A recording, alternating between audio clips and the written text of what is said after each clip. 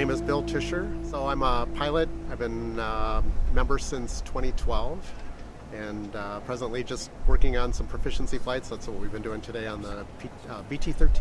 So I'm an instructor pilot in the PT-22 and also a co-pilot in the B-25. So an interesting story. So how I joined the CAF, it was 2012, December. I was over at Whippear's pilot shop getting a logbook, and I noticed that the hangar had a lot of cars in front of it. There was a sign that said open Saturdays, open Wednesdays, and I thought, what is going on inside this hangar? So opened up the door, had no idea it was here. Saw the B-25, the BT-13, T-6, B-51, and just started walking around. One of the members, Dick Leineger, has been a long-time member. He approached me, started asking me questions, what I do, my pilot, and the more we talked, you could tell it was kind of a family atmosphere. One of the younger members, he was a 10-year-old cadet at the time. They made him an honorary cadet, and I just thought, this is really a neat place. So looked around, talked to a few more members, and turns out that there was a need for someone to fly the airplanes, which I thought was just incredible. So did the paperwork.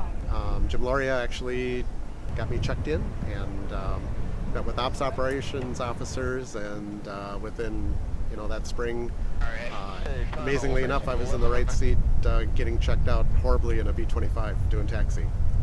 The part about being a member is there's two things. There's the camaraderie amongst all the members. So as I mentioned, we're all, for the most part, a large happy family. Every now and then there's disagreements, but everyone's after the same goal.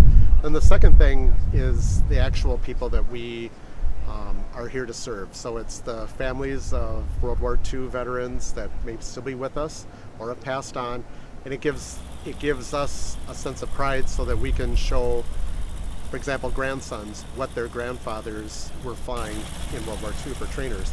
A perfect example is about 3 weeks ago, I gave a member whose dad flew the PT-22 in 1943, I think it was.